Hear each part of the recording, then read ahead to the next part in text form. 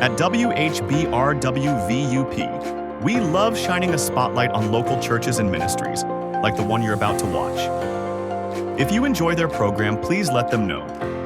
Reach out on Facebook and send them a quick message. Follow their page. Hit like, comment, and share their videos with your friends. Your support makes a real difference to the churches we broadcast and to our station. Thank you for sharing, and enjoy the program. You see men and women stand in front of a camera and they bold-faced lie to you, and everybody in the nation can know that it's a lie because there's so much evidence saying, you know, we have the saying is that, how do you know they're lying? Because their lips are moving. We make that comment, hey, how do you know they're lying? Because their lips are moving, all right? But the problem is that they lie so often, whether they believe that lie, is that they're convinced, you know what, you're not smart enough to figure that out.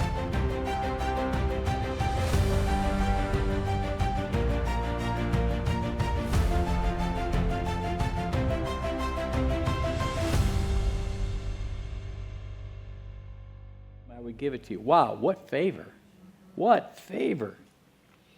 Esther answered, said, if it please the king, let the king and Haman come today to a feast that I have prepared for him. Oh, you know what? She's setting up her political ploy. Now, this happened this week. I get really kind of excited about some of the stuff that's going on.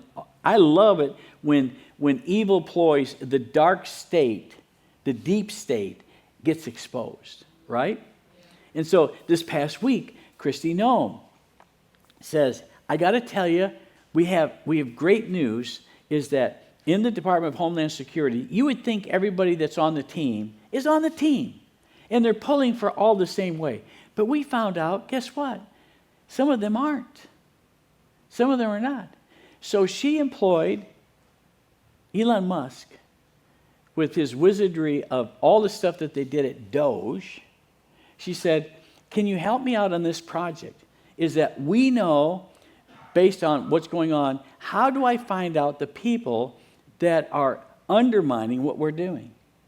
And he said, well, that's easy. All we have to do is set this up. And so he set up systems on the backside of everyone's computer to see who was doing what. And they thought that they were doing it completely blind and unknown. And all of a sudden, they discovered the moles. Oh my gosh. They discovered, literally doing treasonous things inside the department. Now, the same thing has also happened here that came to light this week with the FBI. FBI did exactly the same thing. They had moles in the FBI. Come to find out, of the 18 of the 23 operations, spy operations we had going on against Iran the last year to try and figure out what was going on, 18 of the 23 failed. And the coincidence rate of that failure was just disproportionate. Like, there's no reason why this thing would fail. And so people were our assets were being apprehended, taken out. They were being assassinated. They were being arrested. We're losing all of our intel information, and we can't figure it out. Where's it going? How is this happening? And so, same thing they employed. It's like, you know what? We got to figure this out. So they did the same thing. Guess what? Come to find out, we have a handful of Iranian assets in the FBI that are committing treason and working all of this out. And they're in our own government. Praise God. They got arrested. And they're going to jail for probably the rest of their life. And they need to. They need to. And so it's pervasive everywhere. But you certainly don't need it in your government, do you? Everybody should be pulling the same way. So all of this is going on. And so Haman thinks that, she's giving me a party. I am the man in charge. and everybody's bowing down to me. I am the political guru of the hour, right? And so when she tells him that, it says, and so the king and Haman came to the banquet. This is in verse 5. And that Esther had prepared. And while drinking the wine, the king said to her, Esther, whatever you ask, I'll grant it to you. What is it you request so much as that half the kingdom shall be done? And Esther replied and said, this is my petition and request. If I won the king's favor and it pleases the king to grant my petition and fulfill my request, let the king and Haman come to the banquet that I will prepare for them tomorrow. And tomorrow I'll do what the king, and I will tell what the king wants, it says. So Haman left that day joyfully with a glad heart. He thinks he's got the pig by the tail here. And when Haman saw Mordecai at the king's gate, that he neither stood up nor did he tremble because of him, because he doesn't have the fear of man on him. He has the fear of God. He has the fear of God on him. And Haman was full of indignation against Mordecai. Nevertheless, Haman restrained himself when he came to his home and sent for his friends for his wife Zeresh. And Haman recounted to them the glory of his riches to his many children. Look at all this great stuff I have. Yeah. And everything about him that the king had praised, and how he had promoted him over all the princes and the servants of the king. And Haman continued indeed, but indeed Queen Esther brought the banquet as she prepared for one, but the king and me, and tomorrow I'm invited again to be with her. Yet for all of this I'm not satisfied. Whenever I see Mordecai, the Jew sitting at the king's gate, when his wife Zeresh said, and his friends suggested to him, well, let a gallows of 50 cubits. How much is a cubit? The distance between here and here. That's 18 inches on average, right? Here and here. So 50 cubits is how many feet tall? 75 feet tall. The top of our roof here at peak, I believe, is 20 feet. All right? So take it 3 times and then half a time. That's how high the gallows are. Now, what do you think when you pull the lever and the bottom goes out and the rope drops, you're just not snapping a guy's neck. You're probably taking his head off from his body. True? Most likely. It says, let the gallows of 50 cubits be constructed, and in the morning ask the king if Mordecai would be hanged on it, and then go merrily with the king to the banquet. And the suggestion pleased Haman, so that he had the gallows constructed. During the night the king could not sleep. He ordered the book of memorable acts, chronicles, to be brought to him, and they were read before the king. Look at this. And it was found out that Mordecai had informed Bigthan and Teresh, the 2 eunuchs of the king serving as keepers of the door, and they had sought to assault the king. So the king said, what honor and dignity has been done for Mordecai as a result of this? And the king's servants attending him said, nothing has ever been done for him. So the king said, well, who is out in the courtyard? Now Haman had just entered from across the palace courtyard in order to speak to the king about hanging Mordecai. I love this. In the gallows. And he prepared for him. And the king's attendant said to him, Haman is waiting in the court. And the king said, well, let him enter. Haman enters, and the king says to him, what should be done for the man whom the king desires to honor? Now, who does he think he's talking about? He thinks he's talking about moi. It's all about me. What do you think the king should do for the man, What should he do for this guy? And so it says, what should be done for the man whom the king desires to honor? Haman's thinking in his heart, well, who is more than me that the king would desire to honor? So Haman answers the king, well, the man whom the king delights to honor, let a royal apparel be brought that the king himself has worn, and a horse in which the king is ridden, in which the royal signet is on his head, and let the apparel and the horse be for this man who handled one of the king's noble officials in order to dress the man whom the king delights in honor, and let him lead on the horseback throughout the city. Let's have a parade for this guy. And finally, let it proclaim before him like it shall be done for the man whom the king delights to honor. And the king said to Haman, well, then quickly go get the apparel and the horse that you said, and do so for Mordecai. I love this. It's like, this is political sabotage. Isn't this great? I love it how God sets things up. Oh, I love this.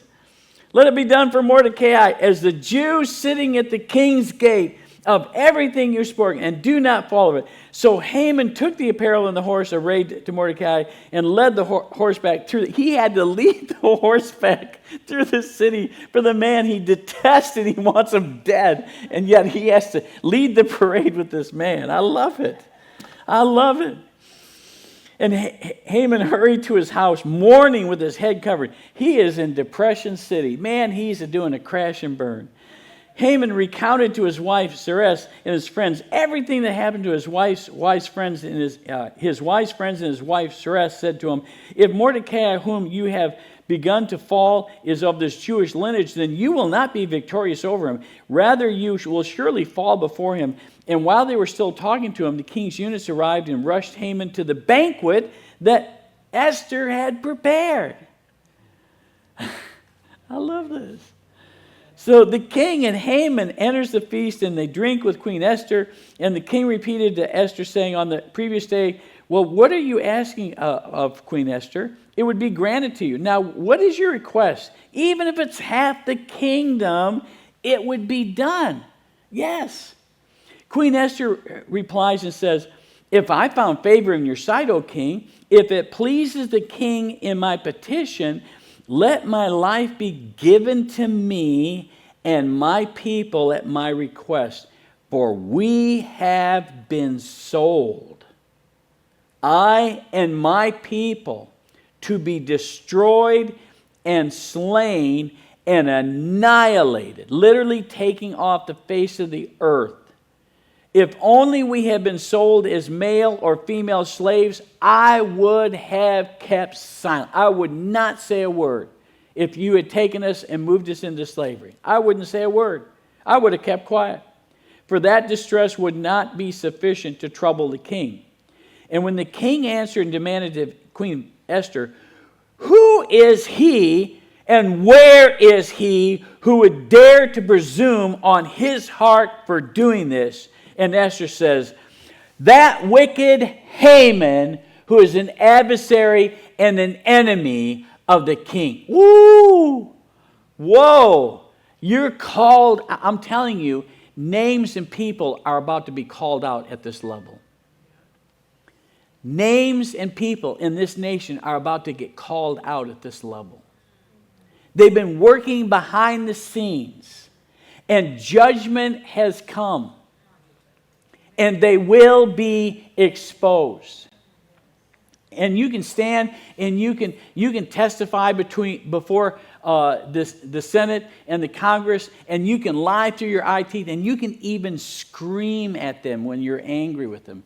But you know what? The truth is the truth, and you're going to be identified for it. Amen?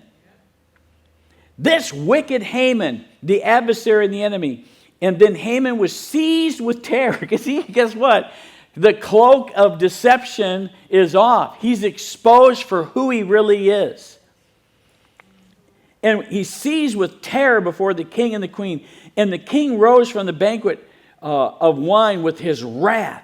And he went out into the palace garden. And Haman remained to plead for his life from Queen Esther, for he saw that harm was determined against him by the king. The king returned from the palace garden back to the hall in the banquet as Haman was falling on the couch where Esther was. Oh my goodness. And the king said, will he also violate the queen while I'm in the room? Are you kidding me? What are you doing?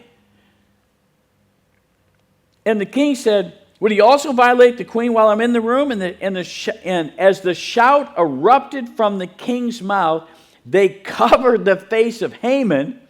And then Harbona, one of the eunuchs of the king's presence, said, the gallows 50 feet high, which Haman has constructed for Mordecai, who spoke good on behalf of the king, stands at the house of Haman.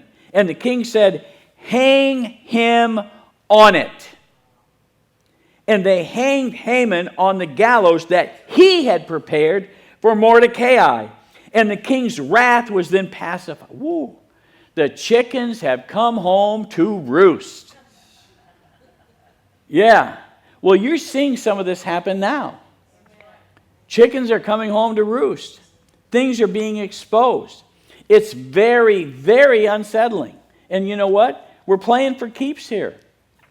We're playing for eternity's sake. And people's lives are in the balance here in many ways. And we've seen this being played out as people have been doing political things, not only in our government, but the governments of the world, and manipulating all kinds of things happening.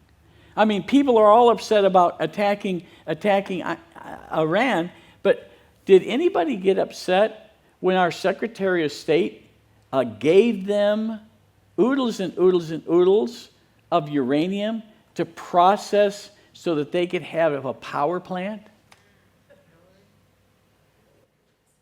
Did anybody get upset with no acknowledgement or no authorization from the Congress?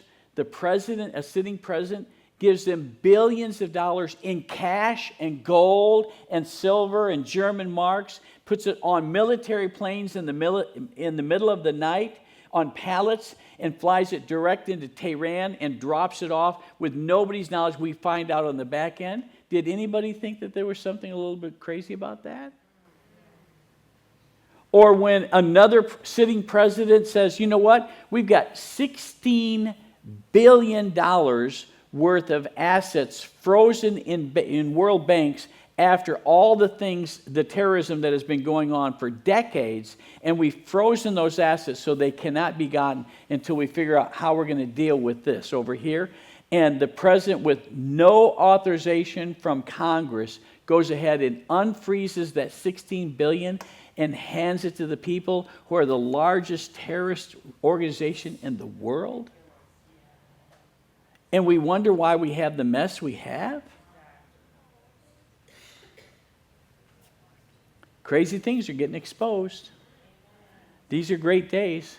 They're unsettling to the people. When I said to you this morning, when I said, if you don't know the word and you don't have discernment, these things are very troubling and upsetting. But when you know history and you know the word, guess what? It brings you peace, and you have, or my God knows what he's doing. And he is advancing his kingdom through the midst of great tribulation. That Jesus said, you will have tribulation in this world. Now, this is not the great tribulation, but we are in tribulation times, all right? And these are the birth pains of the end of the age. And they're getting more intense, and they're getting harder, and they're getting closer together, and until the end of the age, when all of a sudden, guess what? The climax of the end of this age is that we make an exit, and all of a sudden there's a transfer of the kingdom to somebody who has covenant with the Father, but they have walked away from their covenant. Who would that be? They walked away from their covenant. The one who was faithful to them, they rejected. But guess what's going to happen? They're going to have a come to Jesus moment. When I say come to Jesus, I mean a real come to Jesus moment. They're going to come to Jesus as Yeshua HaMashiach. They're going to know him as Messiah. All right? There's going to be a supernatural pulling of the veil. And according to Romans chapter 11, God says that from that time, going from the time of the crucifixion all the way to now, there is a supernatural spiritual veil over their mind and their heart. And they cannot see. But there is going to be a lifting of the veil, and they're going to see it. Just like there's been a lifting of the veil for us, and we saw it. All right? All of this is coming. God says in this hour, he's doing a great work. All right? Now, it's very unsettling when you see the things happening that are happening. But know this, God is saying, look, at my kingdom will come. My will be done. And his will is that all the nations of the earth, every creature on this earth is going to hear the good news of the gospel. And whatever it takes to get that job done, he's going to get it done. All right? And if somebody stands opposed to him doing that, they're going to be moved and set to the side. God is going to continually advance that. And he's hearing the cries of his sons and daughters as we're saying, God, we've got to bring the gospel to this. All of this. We have to bring the gospel to this. We have to do that.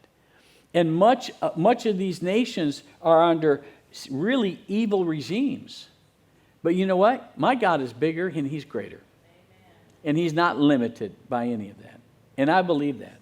And so I'm not troubled by it. Yes. Is there potential for evil in this day to happen in this nation? Sure it is. Because you know what? We're not guiltless on every point, are we? And so the most important thing I think we need to do as believers is we need to say, you know what? Let's stay humble because God gives grace to the humble. And so we can't be so prideful that we stand and say, look, I'm without sin, because our nation is not without sin. And we need to be repenting for those things that we've erred in, and we need to remain humble and say, look, although we see some advances going politically, that's not going to save our nation. The church is going to be the asset that God is going to employ to save this nation. And that's you and me. All right? And so I have to get in the fight. You have to get in the fight. People say, well, I don't like to get in the fight. I don't like to get in the fight. Well, until you get punched in the face, then you're ready to get in the fight. True? Now, some of you go, oh, why did you punch me in the face? I'm not going to do that. You punch me in the face, I'm going to punch you back. Because it's like, when the devil punches you in the face, you got to know, you got to go, that was not the thing to do, devil. That was not the thing to do. How many of you know who Chad Gonzalez was here when we had Chad come in? Chad lost his first wife. He's married to April right now. Beautiful gal. She came out of the Church of the Highlands up in Birmingham. That's where they met. He was up there doing a conference, and they met. And he had lost his wife from about a year before. He was deeply grieving. And so at the time he was living, I'm wrapping up with this. At the time he was living in Tampa. And how he lost his first wife was that he and his son had traveled out to do a ministry event. She stayed home, and it was a Sunday morning, and he got a phone call from her just before he was ready to step on the platform, and she said, honey, I don't feel well at all. And he goes, well, what's wrong? She goes, my body just kind of aches all over. Now remember, what is the trademark of Chad's ministry? Healing. All right? And he believes healing is for everybody. All right? And he gets the phone call. He goes, well, what's going on, honey? She goes, I don't feel well at all. My whole body aches. It doesn't feel right. She says, as a matter of fact, she goes, she said, she says, I can't even feel my tongue.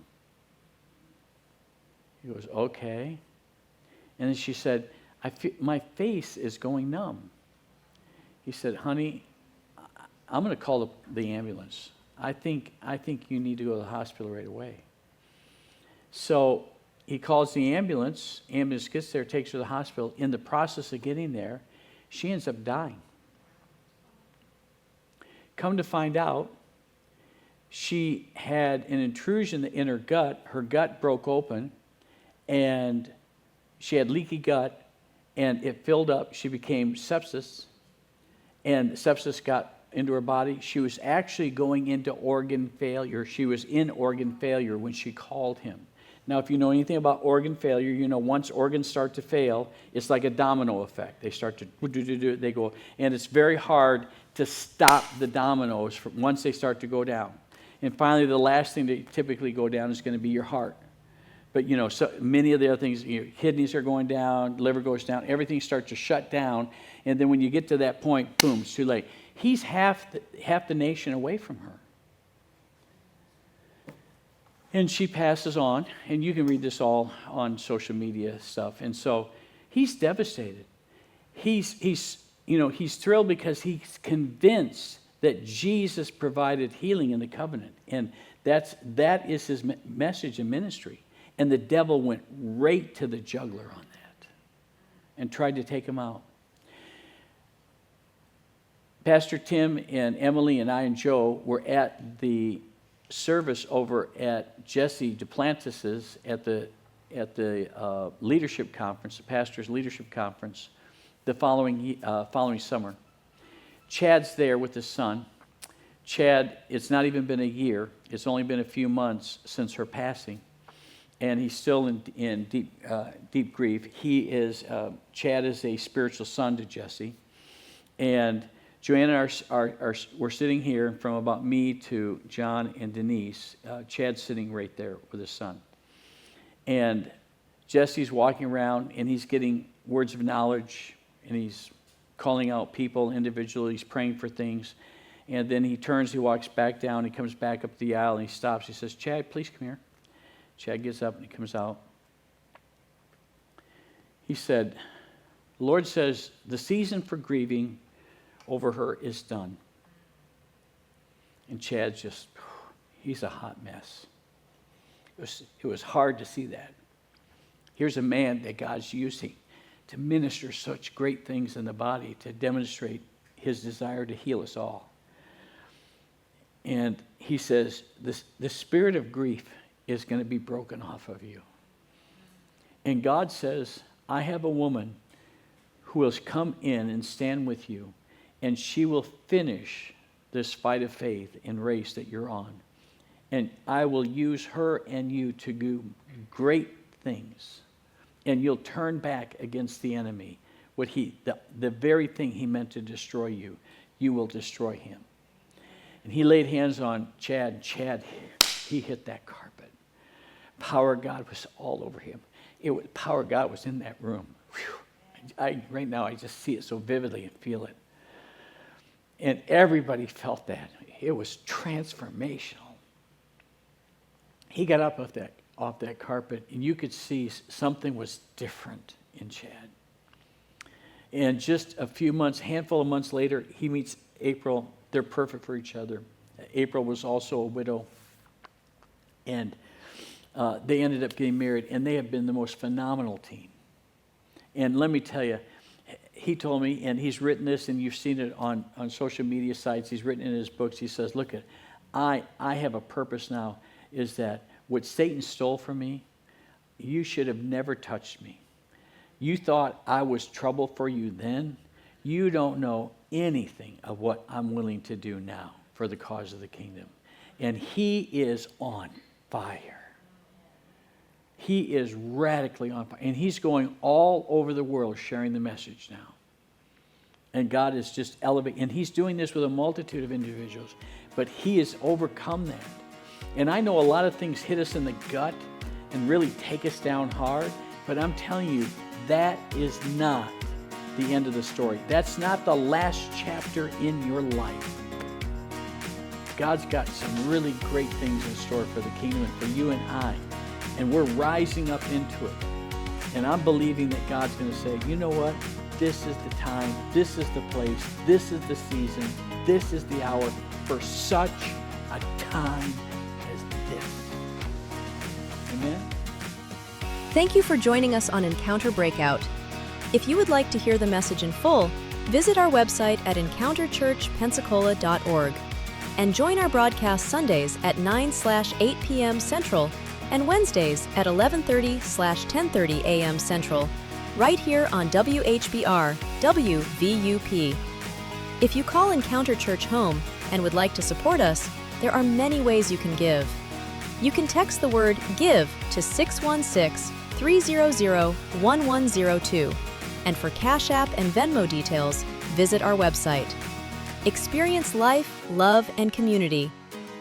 See you next time on Encounter Breakout.